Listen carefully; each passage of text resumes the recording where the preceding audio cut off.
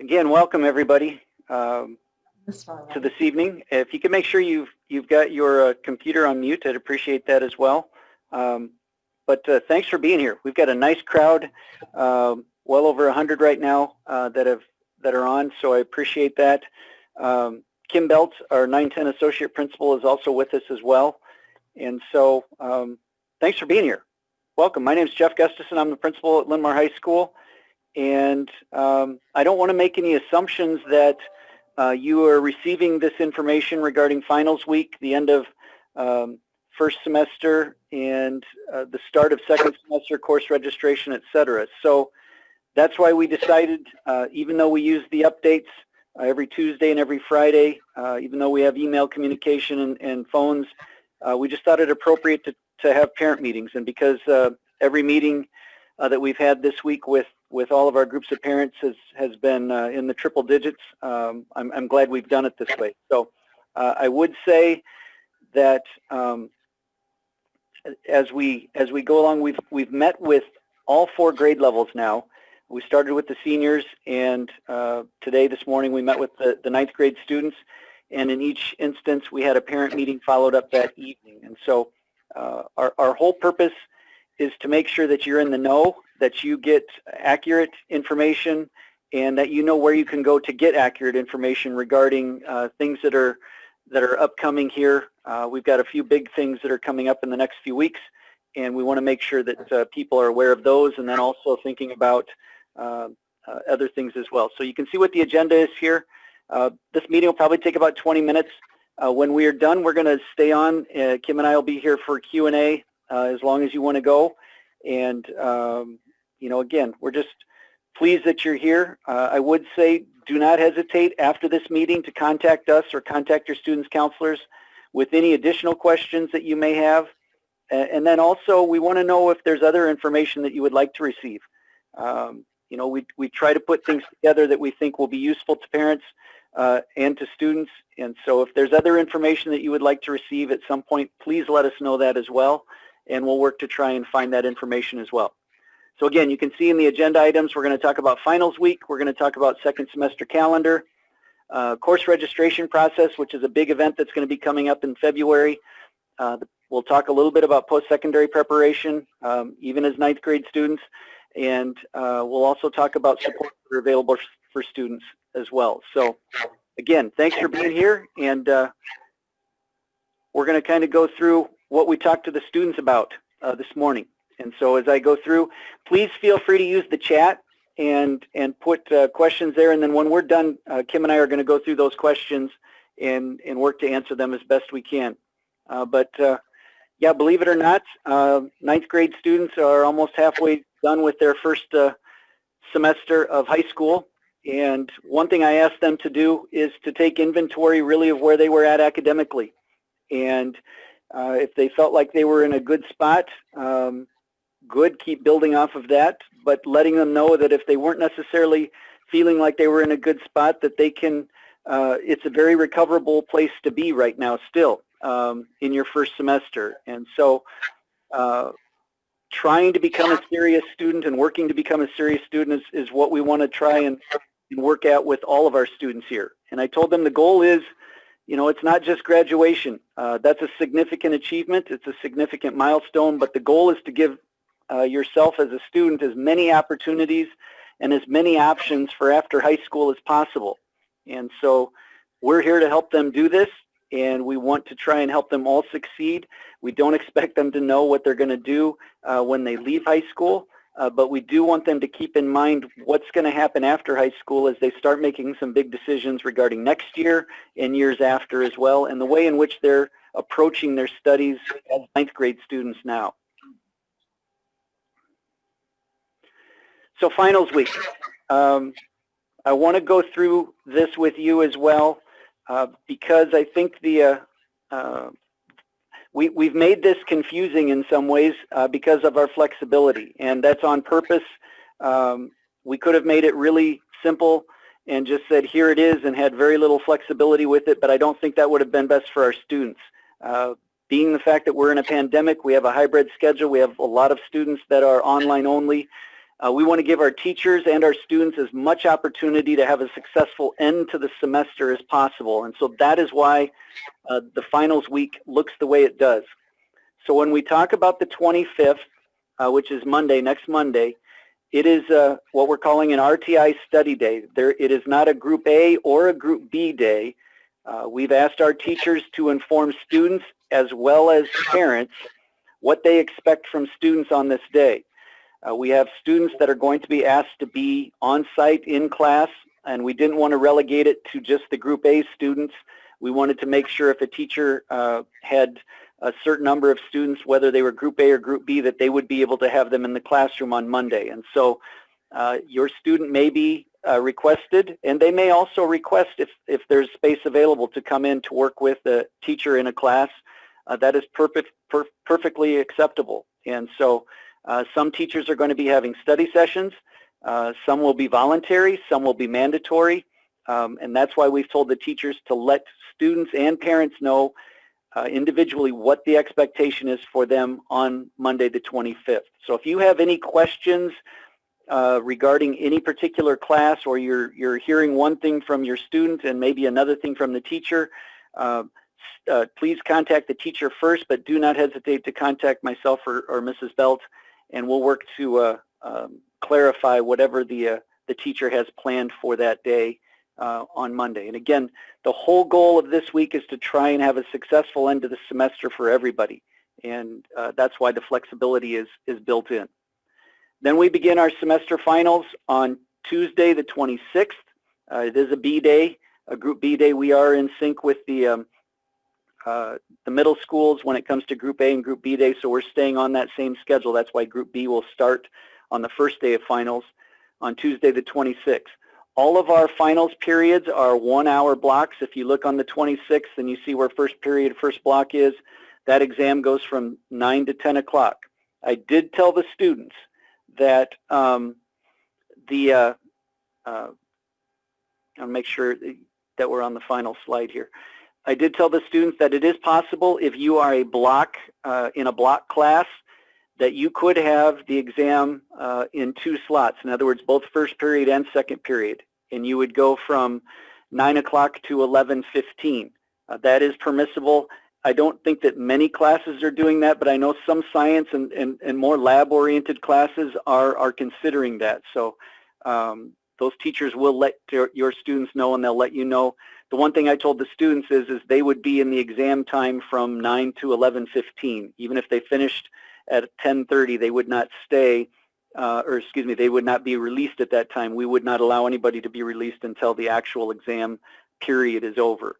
Again, if you look at the schedule on Tuesday, the 9 o'clock time frame and the periods, that's what I was referring to before. One thing I would also say, it does say Group B is on site that day, and then Group A is on site on Wednesday. The same periods, the same blocks go on both Tuesday and Wednesday. This is by design so that students can be on site for their exams and do so in the hybrid groups, and then online students would be told when their online exam will be on which day, either Tuesday or Wednesday or Thursday or Friday, depending on which period or block we're talking about. Teachers have the flexibility to say that on Tuesday they're going to have a study session with all students, and Group B students may be on site or they may be allowed to be online. The teacher will be able to make that choice, but they could have an online study session, and then everybody's going to take the exam on Wednesday online, or it may be with Group A on site, and vice versa could happen. The teacher may say we're all going to take the exam on Tuesday, and then we're going to have an RTI day on Wednesday to help make sure that everybody gets completed with the class. So just be aware, teachers, again, just as on Monday, they are to inform both students and parents what the schedule is as far as when they're going to take the actual exam. We see what the schedule is regarding first period, first block, but which day they're going to take the exam, and will it be online or will it be in person. For a student, I'll just mention this, who is taking the PSAT. We have a few freshmen that are. They will be taking their exam for Tuesday, their exams on either Wednesday or possibly even on Monday, depending on what their teacher would want. And again, they will let students know that. if they're taking the PSAT. And just one other thing I would say on the PSAT, the bus will leave at 8:45 from door 9, which is on the east side of the building, on the back side of the gym. So I just want to mention that because we do have a handful of students that are taking the PSAT on Monday. The study session time at 2 o'clock, we are going to have study sessions in the Learning Center the entire day for Tuesday, the entire day, Wednesday, Thursday, and Friday. We will have study sessions in the Learning Center. There'll be another one from 2 to 4 in the afternoon. We're also going to have some sign-up activities for students. We have some students that ride the bus that will be on campus, and we want to make sure we have activities available for them, and those will be available. Students do not have to stay in the building or be in the building except when they are taking an exam for next week. So I just want to make sure you understand that piece as well. And then on Friday, obviously at 2 o'clock, most of the exams are done, so we will have an RTI session for students to finish up work. We will still have some sign-up activities for them as well. But again, the purpose of the week is to try and make sure that we get as many students to have a successful end to the term, which has been a unique one in itself as possible. A few things about the second semester calendar I want to mention. We will start on February the 2nd. That will be a Group B day. I have put that in the updates for that'll be coming out tomorrow. But we will start on a Group B day. We are anticipating starting in the hybrid model. If that is to change, or if there's to be a change at some point at the beginning, towards the middle, or towards the end of third quarter, we will let everybody know when we know. But right now we are anticipating starting in a hybrid model. The same schedule that we are currently using. I know we made a change after first quarter with our schedule. We're not planning on making a change with the hybrid schedule that we're currently operating under. We still have spring break, and I did mention to the students about ISASP, which is the Iowa State Assessment of Student Progress. We're planning on having those on April 5th and 6th, which is going to be earlier than some of the other buildings, and part of that is because of the AP exams that we have beginning when the window opens for what the other buildings might be doing in levels in the district. But for students, our plan right now is 9th grade students will take a math test, they will take a reading test, and they will take a writing test. Sophomores will also take a science test, but 9th and 11th graders take a math, reading, and writing test that day. We are planning on starting the day on the 5th, and I'm telling you this now. We will actually send you plenty of information when we get close to this time. We will run our morning schedule, our normal morning schedule with the hybrid schedule from 9 to noon. We'll have lunch, and then at 1 o'clock we will start the exams. 9th and 10th and 11th grades will all take a math exam. When they're done with the math exam, which will probably be around 2:15, 2:30, 9th and 11th grade will be released, and then 10th grade will stay and finish the science exam. 12th grade students, by the way, will be off for about 25 hours during the ISASP time.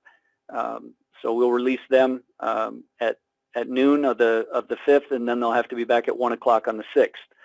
So on the 6th, in the morning from 9 o'clock to noon, we will take exams again, ISASP exams with 9th, 10th, and 11th grade. We'll have a reading test in the morning, and then we'll take a writing test after that. We'll have lunch, and then we will finish our day with blocks 3 through 4 or periods 5 through 8.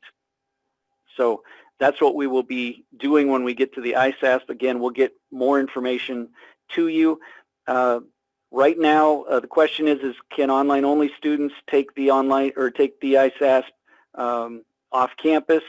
We're not sure on that, and that's not a question that is just a Linn-Mar question. I think it's a question in the state that they have to have answered at a higher level than the state level. So we'll let you know for sure exactly what the expectations are for online-only students as we get closer to that as well. You can see where we end the quarter thanks to the derecho in April. So it ends on April 8th, and the fourth quarter will begin on April the 12th. We will be in session till June 10th. And as I told the students this morning, we're not exactly sure what finals week will look like in June.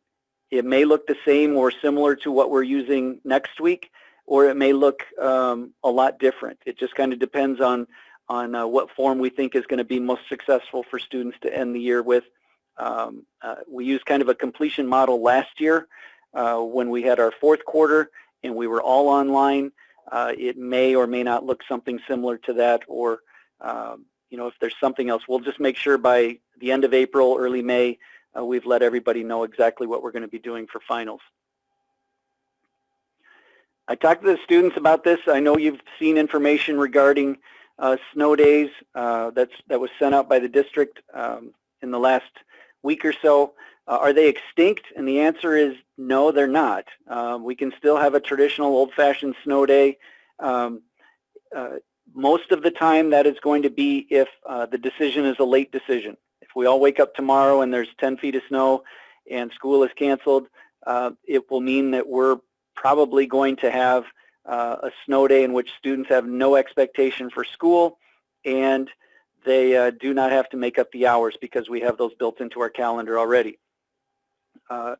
It could also be that if we were anticipating a 10-foot snow, or maybe 10-inch snow, we could say it that way, on Friday, and school was canceled for Friday today, then there would probably be a virtual learning day, which is an online-only day where all students, we would run our regular hybrid schedule, and all classes would meet and students would be expected as able to be online in their classes, much like we did after Thanksgiving this year. So as I told the students, typically does not mean always, but if it's a late call, most likely we will not have a virtual learning day, and if there's time to plan, most likely it will be a virtual learning day. All right, a few things, big things about course registration. I will say that the program of studies will be available starting Tuesday of next week. It'll be going to the board on Monday night, and so you will have that sent to your students. We'll probably send it to parents as well, the link to it, so you will be able to see that, and that will have all of the course information for 21-22. We're going to have a 1-week window in which students can sign up for courses. On Monday the 8th will be the first day, and then we'll end on Friday the 12th. And on Monday the 8th, we've told students, and we'll keep letting them know as well, second block and fourth period are going to be extended for 9th, 10th, and 11th grade for about 18 minutes. We're going to go till 11:45. We'll shorten RTI on that day by about 18 minutes. And so the reason for that is we're going to, with all 9th, 10th, and 11th grade students, focus on registering for courses. And so I think the fact that we have quite a few online-only students, the fact that we are doing hybrid, it's a little more challenging to make sure that we get everybody registered for courses. And so we're going to work with our counselors to utilize this date. Students will not be released early. If they get done early, they'll be released at 11:45.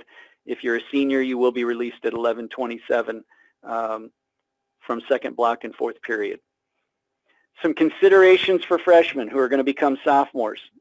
Again, as freshmen this year, they have to sign up for 70 credits. 250 credits are required to graduate. Some considerations as they begin their sophomore to be experience. And I'm going to go down to the post-secondary piece at the bottom first. I do expect them to think ahead a little bit about what they may need to have when they graduate, and they may not have any idea what they need to have. And so my whole what I said to them this morning was, don't close doors on yourself or limit your options by the selections of courses that you make. And for sophomores to be, it's a little easier because most of your course options are sequential. If you're in English, you're either going to be in English, if as a freshman you're in English 1 or Advanced English 1, your options are going to be English 2, Advanced English 2, or potentially English 3, Advanced English 3. Those are your only 4 options. It's not like it will be next year where there might be many, many more options in each area. In math, what's the next sequence? If you took geometry this year, then you're probably looking to take Algebra 2A, Algebra 2B, or Algebra 2AB. So science, You know, depending on if you took earth science or biology as a freshman, would you be taking chemistry? Would you be looking at physics? Making sure you've got your physical science, your life science, and your earth science credits taken care of as far as what minimum requirements are there. So, and in social studies, it's either AP World or it's World History. And all students will sign up for Fundamentals of Lifetime Fitness, and all freshmen, sophomores to be will sign up for health class as well. And so I do want them to think ahead. Keep thinking, what things am I going to need 4 years of math and 4 years of science? Or if I don't take that, will I be limiting the options that I have, whether I go to college or whether I get into some form of an apprenticeship or work or whatever I decide to do? Will I be limiting myself by my selections? Will I need foreign language? You know, some schools require 3 years, some programs require 2 years. It varies. And so, you know, what foreign language requirements might I have even beyond college, and what type of work I would like to get into. And then obviously we want them to explore and experience electives as they're able to as sophomores, and then obviously as juniors and seniors as well. So as they begin this process and thinking about what they're going to take, I just ask that they really look ahead to what will I need to have depending on what options I want available to myself once I graduate. And again, most choices here are sequential, but not all. We have a few new things this year that I just want to touch base on briefly. There's a lot more information that is being sent out on most of these here in the next 2 weeks. And so please look for that information. I know especially even in the course of study as well. But the options relate to course delivery. Most of the time we think of a class in a traditional form. We're expanding our options more for students. And one of our programs that we're going to be starting next year is the Venture Academics program, which is a project-based learning program. And you can see here there are 9 strands that are listed, digital design and communication down to writing. And right beside those are the classes that are associated with the particular strand. So there's 20 credits offered per strand. If you think of a morning double block, or an afternoon double block, and students would take that strand for the entire semester. And when they finish that strand, if they've successfully completed the strand, they will have all of the things that are required for, let's say it's a behavioral health strand, for intro to psychology, sociology, and college reading. They will have met all the requirements for those courses, and those courses will be placed on their transcript as well as the venture credit that they would receive as well. So it is meeting the requirements of those courses, but it's doing it in a project-based way. And so again, there's more information that's coming out on these, and has already been sent out. I think there was some sent yesterday as well. And so please watch out for that. I know there's a couple of Zoom sessions that are coming up for individuals that are interested in learning about it in the next couple of weeks. So if you have questions about this at all, please make sure you look for the literature that's coming out. There's a couple of videos, I believe, that are coming out as well. And one thing I told the students is to watch their student school email accounts. Because that's where their information is going to be sent to. It's not, if they've got a Gmail account or some other account, it will not be sent to them at that account. It'll be sent to their school email account. So I asked them to, over the next few weeks, make sure they're looking at their school email accounts periodically so that they get all this information. And then there'll be some online options as well. These are a little less defined right now. There's a possibility that we'll have some asynchronous options in personal finance as well as government. That means that there's no in-person instruction. They do it at their own time, although there are benchmarks to be met, and there's time sequences in which they have to complete assignments and chapters, etc. So that is an option that we're going to keep starting to expand. And I know personal finance is most likely going to be offered next year. Government may or may not in the asynchronous format. We'll make sure students know that and are aware of it. Virtual options as well, which are just online-only options. Think of it this way. If we have 25 sections of world history, it's possible that we could have 23 of those sections be in person and then 2 of those sections would be online only. And so we're looking at the possibilities of opening sections to online only for students who have a preference for that. And so we will make that information more available as those decisions are made. As I stated, students will sign up for World History or AP World History. If they sign up for World History, then at some point in the next couple of months, they may have the option of as well of saying, hey, I'd like to take it possibly online only. So just be aware for that. And the question, that really is there is for students, how might I know which options are good for me? And so this next slide, which you will see in future literature that's being sent out, really describes, what's a traditional delivery model format, what's a project-based format, the blended format. Some students have had some experience with that, although in the hybrid model that we've had so far this year, it really hasn't been a true blended experience. And then the online-only experience, which most of our students, in fact, all of our students have experienced at least to some degree. And the question is okay, which one of these works best for me? And most of the classes right now that are going to be offered in the project-based model are elective courses. They're not the required courses. Some of them are, but most of them are in elective areas. So I think that takes a little pressure off students if they're just interested in seeing if it works for them. As I've told parents and I've told students, if it was Jeff, and I had to take a math course, I know we don't have any math options that are up there for project-based learning, at least for next year.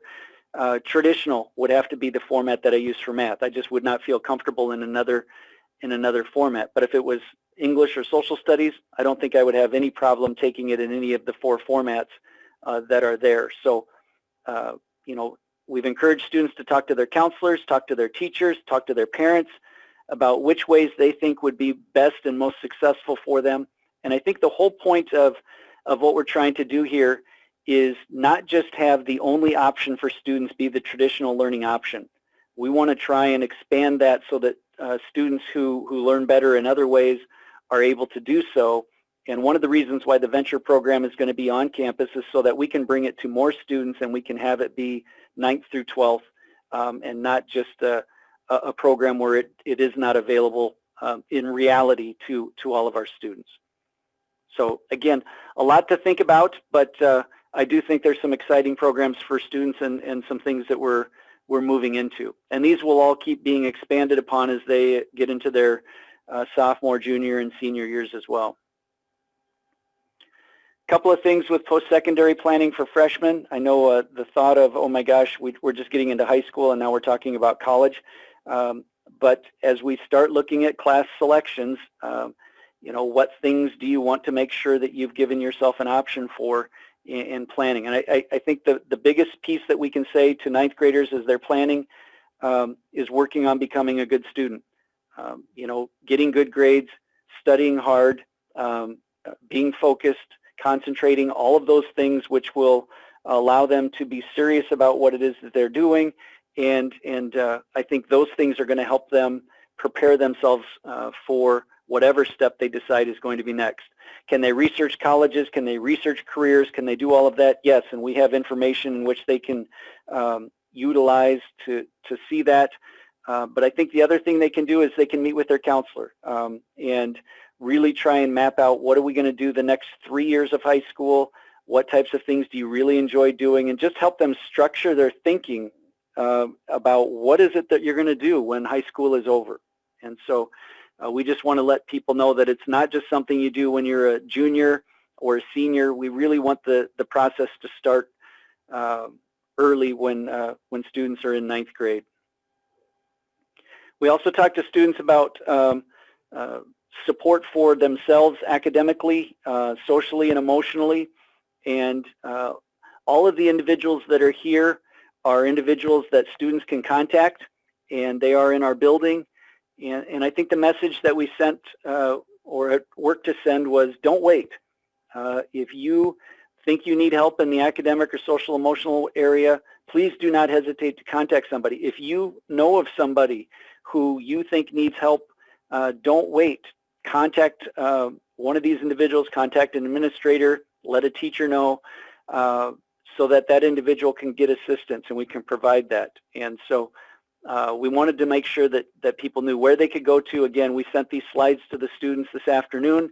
We're going to send these slides to you as well, so that they have them and can refer back to them, and they can always come and ask us as well. And then the last things we talked about with the students, I wanted to make sure that I thanked our teachers and our staff in front of all of our students and in front of parents as well. This has not been an easy task for our teachers. They're doing dual platform, which means they're teaching online and in person at the same time.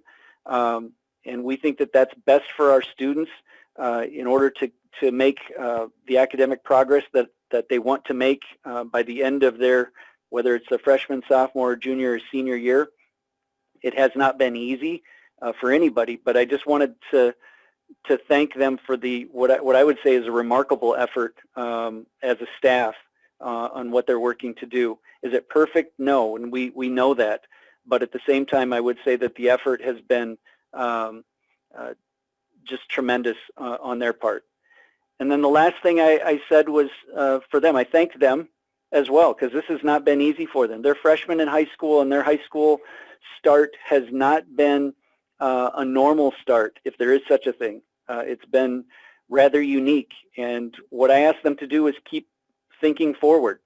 Focus on their coursework, gain good study habits, and soon, and we're not sure when, it may even be later in the year, it may be, next year, but the entirety of Linn-Mar High School and what it has to offer for them is going to be known to them. And, I'm excited for them when that happens because I think it will be an eye-opener for them as well compared to what they're experiencing right now. But I also want them to be ready for it. And I think the best way for them to do that is to really focus on their coursework, do the things that they can do, be as involved as they're able to be involved now.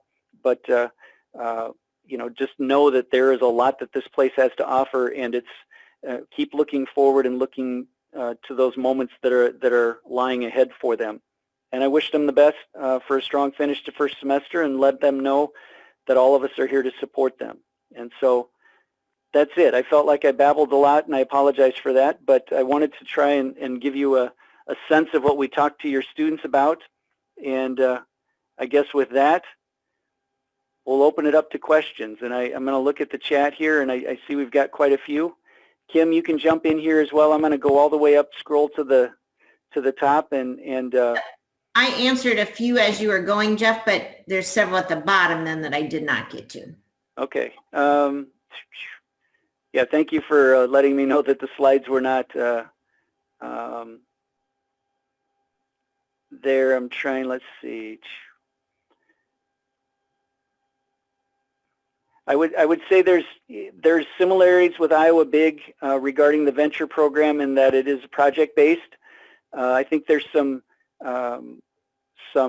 things that are different. Ours is going to be based off of standards within particular courses, and so that will be one difference that exists. But exactly with the project-based model and the things that they're doing in classes, that I do believe will be in many ways similar.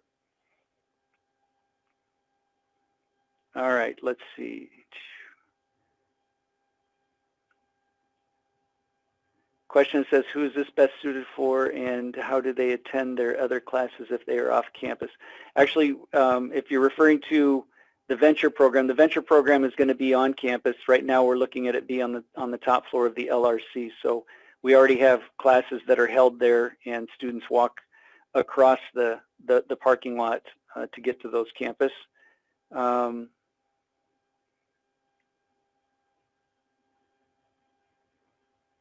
right, let's see.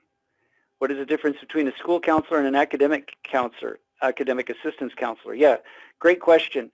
Our academic assistance counselors work with students primarily who are in credit recovery mode or credit completion mode. In other words, they typically work a lot with juniors and seniors who might be behind in credits, And they also are the liaisons with our Compass Alternative Center, which is also housed in the LRC. And so those counselors, in some instances, it's kind of a handoff from the school counselor who may be in this building if a student goes over to the Compass Center, and then the academic assistance counselors help them. But if a student should unfortunately fail a class or need to finish a class after the class has ended, the academic assistance counselors are the ones who work on helping students do that. Will we get a recording of this session? Yeah, I hope to send that out to everyone tomorrow so that you have it. All right, Kim, sorry, I don't want to answer your comments here. Thank you for putting those in there. Did the students this morning get the same presentation as we did, or is there something else they need, as my son was on the bus? Yeah, this is the same presentation, and your son can click on the link for the invitation to the meeting, and it's also in the updates, and that will take them directly to the recording of the meeting. I also sent all of the 9th grade students this afternoon at their school email account. They should have the link for the meeting as well as the slides that we used in the meeting. The only thing that I thought about including here, but I'm going to put it in the updates that'll be sent out tomorrow, is for online-only students when they can bring in second quarter materials and when distribution of third quarter materials will take place. So we're still finalizing that, but that'll be in tomorrow's. Will ISASS be conducted while on in-person days? And the answer to that is we're planning on doing ISASS on the 5th and on the 6th. If we are still in hybrid at that time, we will possibly spread the students out in different rooms depending on what our situation is. So stay tuned on that piece. It's a good question.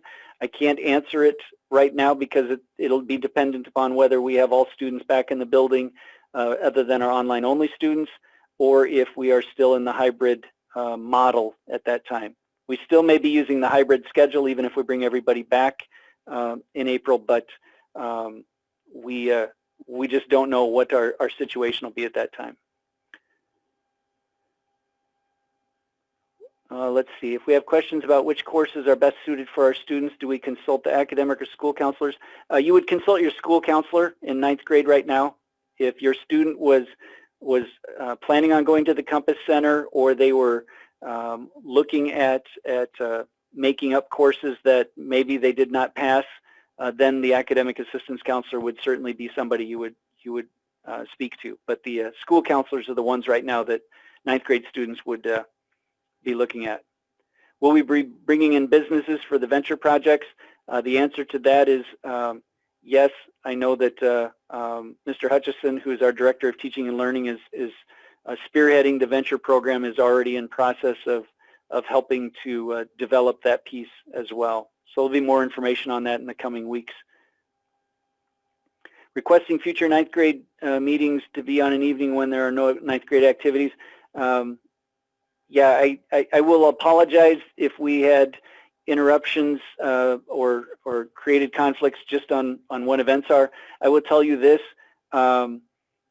once everything is back up and running again, there are no nights in which there are very few nights in which there's nothing that we're going to conflict with. So that's why we've recorded this. We're not trying to you know, put anybody off or that. In some instances, we have to set up the times when we're available and not supervising, and so that's why we've recorded these. But I appreciate the comment and apologize if there was a conflict. Are the counselors sitting down with all 9th graders and assisting with course selection, or do students need to set up the meeting with their questions? Kim, you know how for 9th grade the counselors are doing that. Do you want to speak on that piece? Right, I think they are going to send something out to 9th graders to let them know. Most of it, like Jeff said before, is progressive with going into their sophomore year. They don't, unfortunately get a whole lot of selection on electives. It's more if you've taken English 1, now you're in English 2, and the natural sequence of math. But if they do have specific questions, especially about electives, then yes, they can just either email their counselor or set up a meeting with them to come in and ask. Or they could actually ask their current teachers, what would be the best next math course to take if I have options, or the next, maybe it's a foreign language class or something like that if they're curious about other options. I do know that our counselors are gathering information that they can present out to students so that they, much like frequently asked questions, which class should I have after I take this class, or if I want to get into this program. Other questions that you may have. We still have quite a few people that are on, and I appreciate that.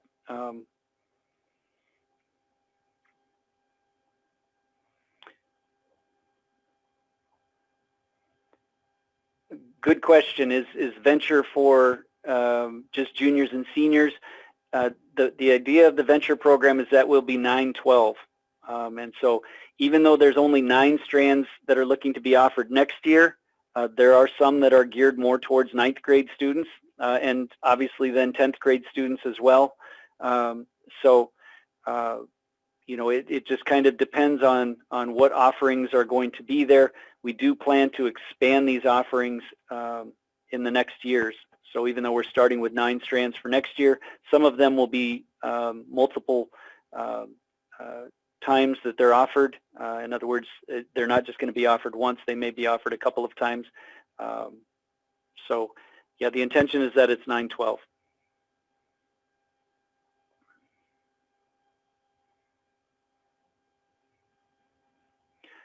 If you're online only, you're able to participate in athletics. We've done that all year and we'll continue to do that. If the state should come in, and I do not anticipate that at all, to change that, that could happen. But if our students are online only, they are still able to participate. I can tell you that my guess is that as we get closer to districts and state level competitions, that we may have some students that are in the hybrid model right now that are probably going to spend most of their days online only for a period of time for fear of being quarantined. That's accurate too for fine arts and clubs and organizations, that online students can still participate in all of those kind of things as well. Good question about venture and whether the projects within the strands are going to be driven by student ideas or business needs. I would say that there's probably 3 areas that they will come from. In some instances, it may be a business that says, hey, we'd like to participate. We've got some ideas of projects that we'd like to have. The issue is going to be, because we are focused on making sure that we're meeting all of the standards within all those classes in which comprise a strand, is that it may or may not fit that. And so we're not just going to say, hey, let's find a project that a business is looking for and say that it fits. We're going to try and make sure that it fits. Student ideas are going to be driven as well as teacher ideas. And so those 3 things will contribute greatly to what the focus of the projects are going to be within a particular class. The academic counselor, again, an academic assistance counselor is somebody who works primarily with credit completion and credit recovery for students that are more at risk for not graduating from high school. Most of our 9th grade students at this time will have no idea who the academic assistance counselors are, nor will they have had any interaction with them. How do you specify when you sign up for personal finance that you want the online option?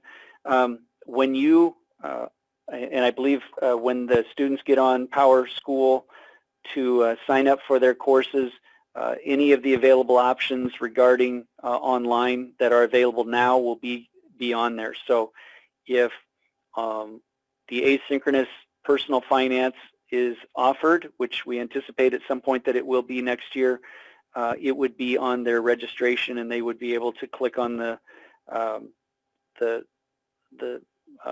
bubble that says personal finance online option.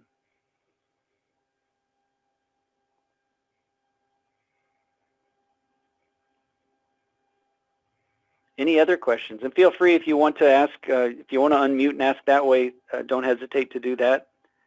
I do appreciate people using the chat as well.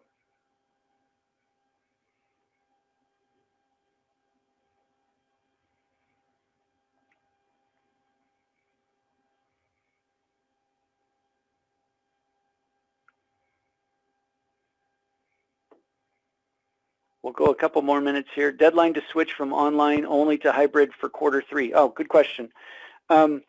You still have time. I know that they would like to find out by tomorrow. So I think that's what's come from the district office and the survey that was, the link to the survey that was sent out. So if you want to switch from online only to hybrid, you can get that done either tonight or tomorrow. That would be best. If it ends up happening on Monday, I'm not sure exactly what the answer will be, but we're trying to make sure we're keeping within our COVID capacities in the high school classrooms. So we would like to know those numbers.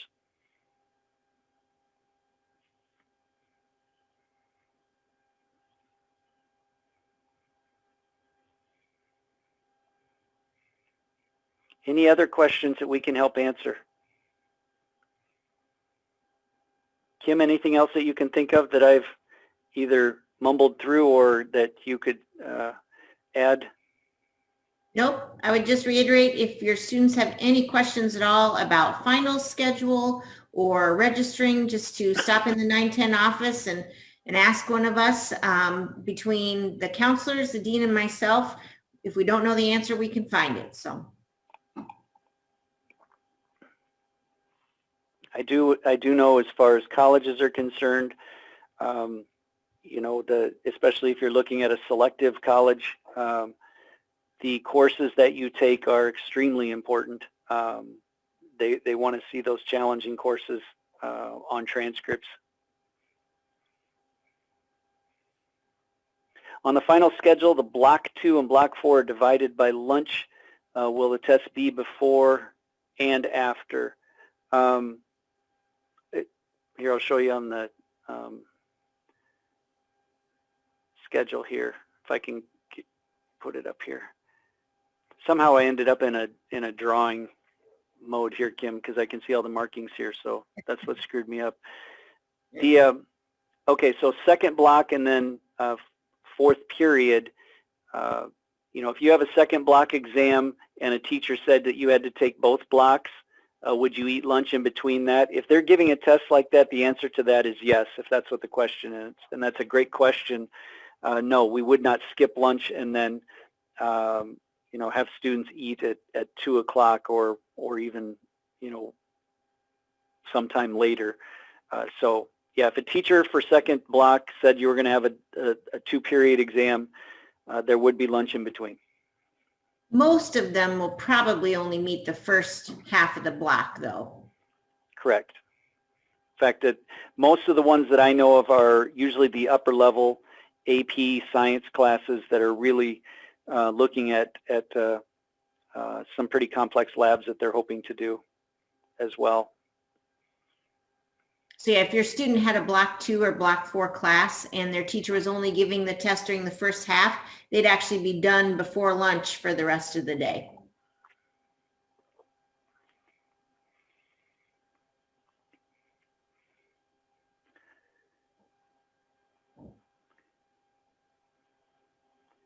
One thing I would say, if you have questions after we sign off here, don't hesitate to ask us. Please let us know if there's something that you send to us and we're able to put it in when we send out the link to the recording tomorrow, as well as the slides. We'll be happy to do that. So we'll just go another minute here or so, and then hope everybody has a good Thursday evening and a good Friday. It sounds like it's going to be pretty chilly out there, so think warm thoughts. Kim, anything else?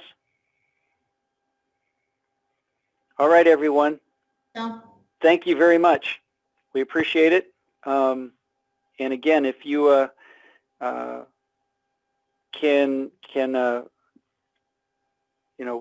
if you have questions, don't hesitate to ask us.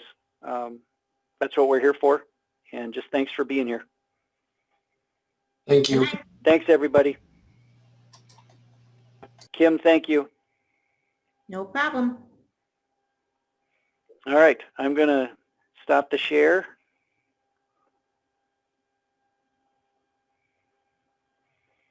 And we'll wish everyone a good night. Thanks, everyone.